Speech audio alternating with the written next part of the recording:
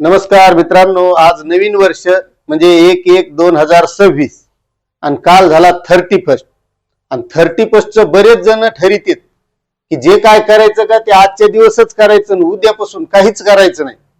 कारण उद्यापासून म्हणजे आजपासून 1/1/2026 पासून नवीन वर्ष लागणार आहे, म्हणजे बऱ्याच गोष्टी सोडून देण्याचा संकल्प करीत असतात. आता तुम्हाला सगळ्याला या नवीन वर्षाच्या हार्दिक शुभेच्छा.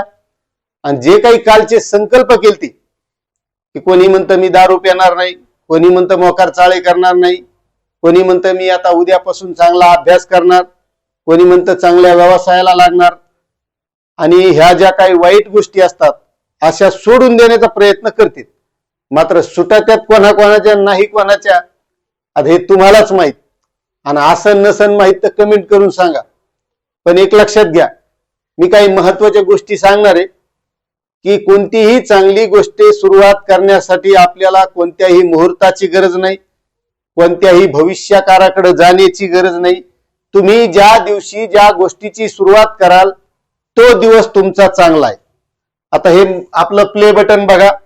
आपल्याला परवाच्या दिवशी आपलं जे वेणुगंगा शेती योजना युट्यूब चॅनल आहे त्या चॅनलसाठी हे आपल्याला 1,00,000 सबस्क्रायबर झाल्यावर मिळाले. मी काही याचा मुहूर्त काढला नव्हता की हे आपण चॅनल सुरू ह्या मुहूर्तावर करू आणि मग आपल्याला असं काही भेटल, आपलं बरं चालत, काहीच विचार केला नाही. फक्त आपल्या अंगी गुण होता, हे कम्प्युटर टेक्निकल ज्ञान होतं, आपली दुकानदारी बी मस्त चालू होती आणि ही दुकानदारी करता करता आपण याची सुरुवात केली.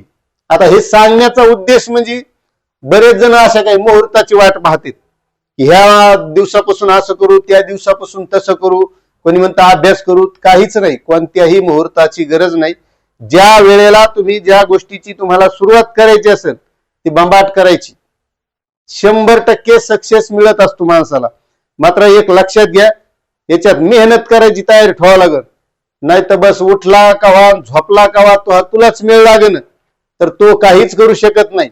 आणि असं जर तुम्हाला काही करायचं असेल तर याच्या अगोदर आपण एक व्हिडिओ बनवला होता की बरेच जण अण्णासाहेब पाटील आर्थिक विकास मागास महामंडळाच्या माध्यमातून कर्ज घेऊन काहीतरी व्यवसाय करू, काही बहादरता असे भेटले, निष्ठे पैसेच भेटत आहेत का म्हणले. म्हणजे ते पैसे घ्यायचे आणि खर्चायचे, मग बँका काऊन देत नाहीत माहितीये का? हे असे काही लोक असतात ना, त्याच्यामुळे बँका कर्ज देत नाहीत. आणि मग बऱ्याच जणांना वाटतं की आपल्याला कर्ज मिळाल्यावर मी असं करतो. मात्र त्या बाबतीत आपण याच्या आधी एक व्हिडिओ बनवला होता, ज्याला बिगर भांडवली पैसेच नाहीत जवळ आणि त्याला काहीतरी करून पैसे कमवायचे तर तो कमवू शकतो बरं का. भांडवलाचीच गरज असावं गरज नाही. तुमच्याजवळ बुद्धी असेल ना तर तुम्ही कुठेही डोकं लावा, ते तुम्ही दगडाला सुद्धा पाझर फोडू शकता. आता याची मी जी सुरुवात केली ती उद्देश काहीच नव्हता याच्यातून आपल्याला पैसे कमवायचे, पैसे भेटायचे नाही, बाकी काहीच नाही.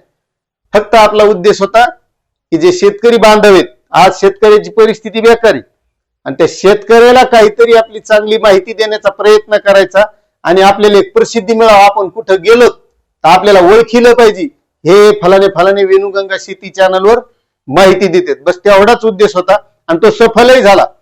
मी आता एक 8 दिवसापूर्वी कोल्हापूरला गेलो होतो फिरायला, म्हणजे पंढरपूरला गेलो, पंढरपूरहून कोल्हापूरला गेलो आणि एसटी बस मध्ये येता येता एक हिंगोलीचा माणूस भेटला.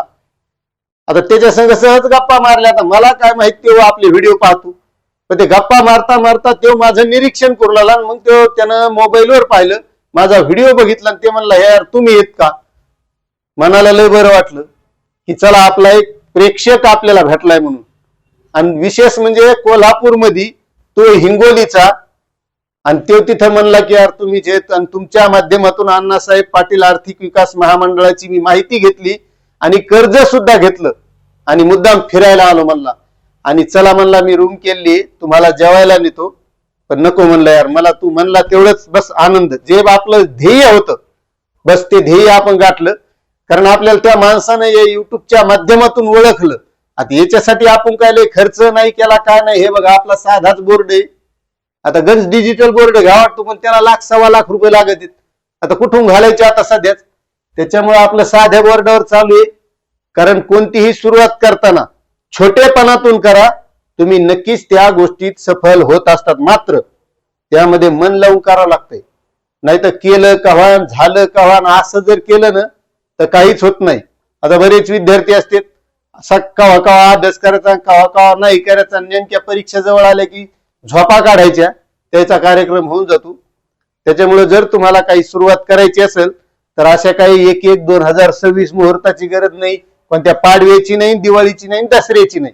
तुम्ही ज्या दिवशी सुरुवात करायचा प्रयत्न कराल त्या दिवशी 100% तुम्हाला सक्सेस मिळतं. मात्र मनातून असलं पाहिजे.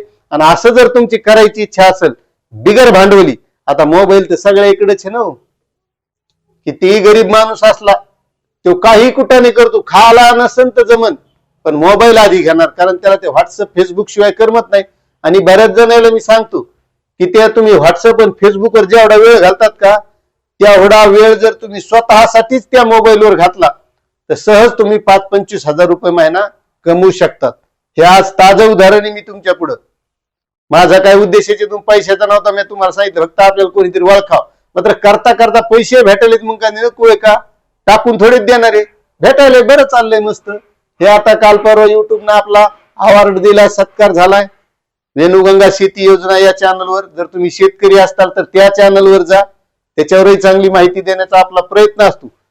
मात्र जर तुम्हाला असं काही करायचं असेल तर तुम्ही नक्कीच प्रयत्न करा. 100% तुमच्या अंगी जे गुण असतील काही करू शकतात तर ते करण्याचा प्रयत्न करा. कोणत्याही मुहूर्ताची गरज नाही. आणि वाईट गोष्टी सोडण्याचा प्रयत्न करा. ते सुद्धा सोडण्यासाठी 30-50 गरज लागत नाही.